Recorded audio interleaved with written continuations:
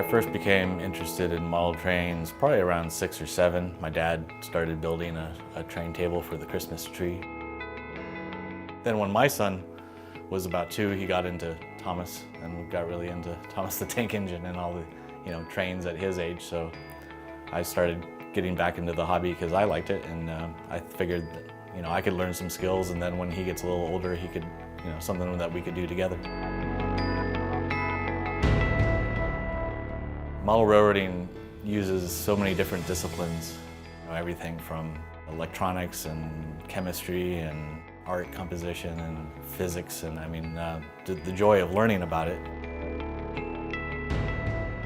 As I do both layout design and I build the railroads themselves, I very much enjoy the designing process, but I also like creating all the little realistic details, the outhouses and the laundry hanging from clotheslines and like a couple making out in the car, like the little details that turns it from a toy train into a model railroad that's a realistic scene.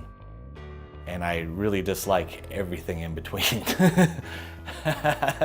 Building the benchwork, doing the electricity, laying the track.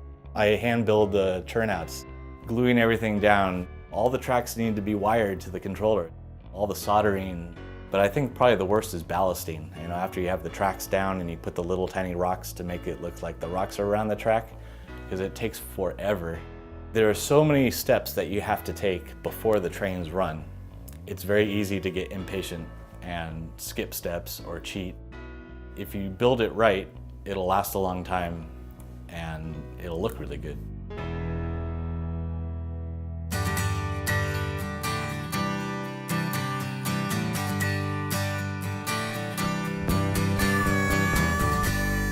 What's cool with the people who are into model trains is that everybody comes at it from a different angle and are very into different aspects of the hobby. Some people are very much into the electronics. Other people are very much into scratch building buildings. Other people are really into researching old photos and using those as blueprints to create a really authentic time capsule of a scene, on their railroad.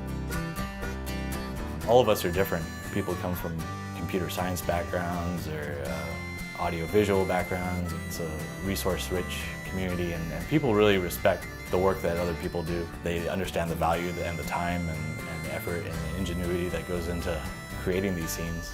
But at the end of the day, we all just like standing there and watching trains run through cool scenery. It's like the joy of it is of seeing trains move.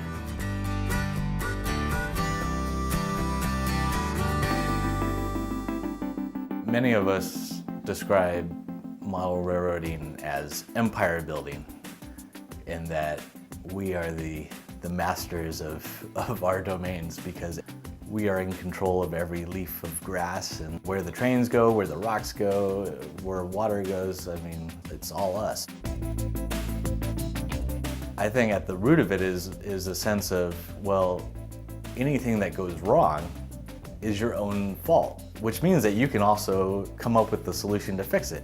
So there's a great sense of agency and satisfaction in building this beautiful world all by yourself.